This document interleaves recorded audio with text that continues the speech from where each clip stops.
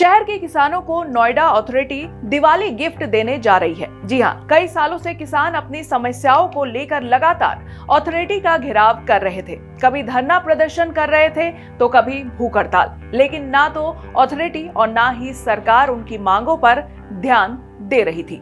लेकिन अब शहर के किसानों की सारी समस्याओं को दूर करने के लिए नोएडा अथॉरिटी बड़ा फैसला लेने जा रही है। साथ ही जिन लोगों ने किसानों को जानबूझकर परेशान किया है उनके खिलाफ भी अब एक्शन होगा। चलिए जानते हैं कैसे अथॉरिटी किसानों की सालों पुरानी समस्याओं को चुटकियों में सुलझाएंगी। प्लॉट सब डिवीजन प्रक्रिया होगी ऑनलाइन। किसानों को अथॉरिटी देने जा रही है दिवाली गिफ्ट। किसानों की मुश्किलें चुटकियों में होंगी दूर। किसानों को नहीं लगाने पड़ेंगे अथॉरिटी के चक्कर। अधिकारियों के खिलाफ होगा एक्शन। नोएडा, जी हाँ, नोएडा। आज से 2 दशक पहले किसी ने ये सोचा भी नहीं होगा कि नोएडा यूपी की आर्थिक राजधानी बनकर उभरेगा, जहां दूर दूर तक सिर्फ खेत ही खेत दिखाई देते थे। आज वहां गगनचुंबी इमारतें देखने को मिल रही हैं। जिन जमीनों पर ये इमारतें, फ्लाईओवर, सड़क, मेट्रो और भी कई प्रोजेक्ट विकसित किए गए हैं, ये जमीन किसानों की रही थी। अगर किसान अपनी जमीनों को नहीं देते तो ये संभव नहीं हो पाता। किसानों के सहयोग से ही आज ये सब देखने को मिल रहा है। लेकिन किसान आज भी अपनी मांगों को लेकर सड़कों पर नजर आते हैं।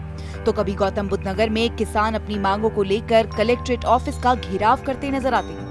ये किसान सड़कों पर अपनी मांगों को मनवाने के लिए रैलियां भी करते हैं। आज से कुछ साल पहले प्रशासन ने अपने प्रोजेक्ट स्थापित करने के लिए किसानों से जमीन तो ले ली, साथ ही उन्हें कागजों में प्लॉट आवंटन भी कर दिए। लेकिन आज तक प्लॉट किस सेक्टर में है, इस बात की ना तो पूरी जानकारी मिली और ना ही किसानों को इस बारे में पूरी अपडेट। लेकिन अब किसानों की मांगों को लेकर अथॉरिटी सचेत हो गई है। शहर के किसानों को अब दिवाली गिफ्ट देने की तैयारी में। कई सालों से अथॉरिटी के चक्कर लगा रहे किसानों को धक्के खाने की बिल्कुल भी जरूरत नहीं है, क्योंकि अब जमीन पर सब डिविजन करने वाले किसानों को राहत मिलेगी। अथॉरिटी प्लॉट सब डिविजन प्रक्रिया ऑनलाइन करने की तैयारी में है। साथ ही जिन अधिकारियों ने इस काम में देरी की है उन पर कार्रवाई भी होगी। जैसे ही इसका फाइल्स आ रहा है, उसका निस्तारण मेरे स्तर से कोई पेंडेंसी नहीं होते है और मैं उसको मैं निस्तारण जल्दी कर देंगे।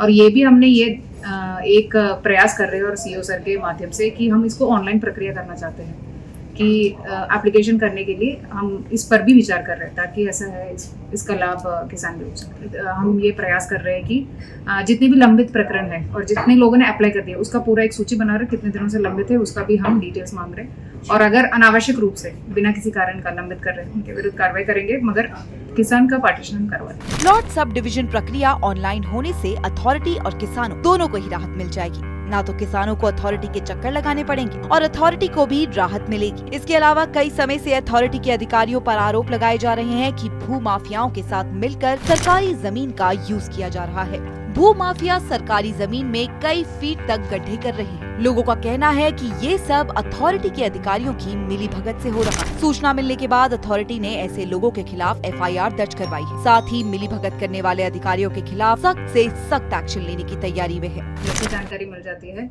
हमारे वर्क सर्कल द्वारा थाने में तहरीर देकर उसमें FIR दर्ज करा रहे और ऐसे अब तक हमारे 5 FIR दर्ज हो चुके हैं, जिनके विरुद्ध कार्रवाई में फिर ऐसा है, हम ऐसा एक तो मौके पर उसको रोकवा लेते हैं पुलिस के माध्यम से, फिर आगे पुलिस को वो अपने धाराओं में लगाकर जांच करके संबंधित के विरुद्ध कार्रवाई करने के लिए फिर पुलिस को हम अनुरोध करते हैं। इकोटेक 8, 9, 10 में जहाँ भी हमारे वीकेंड प्लॉट है उधर मिलने की सूचना है। जहाँ हमारे पास इसका वीडियो का आया है उनके विरुद्ध हमने कार्रवाई कर भी दिया है और अगर मिल भी गए आगे भी तो हम उनके विरुद्ध कठोर कार्रवाई कर देंगे।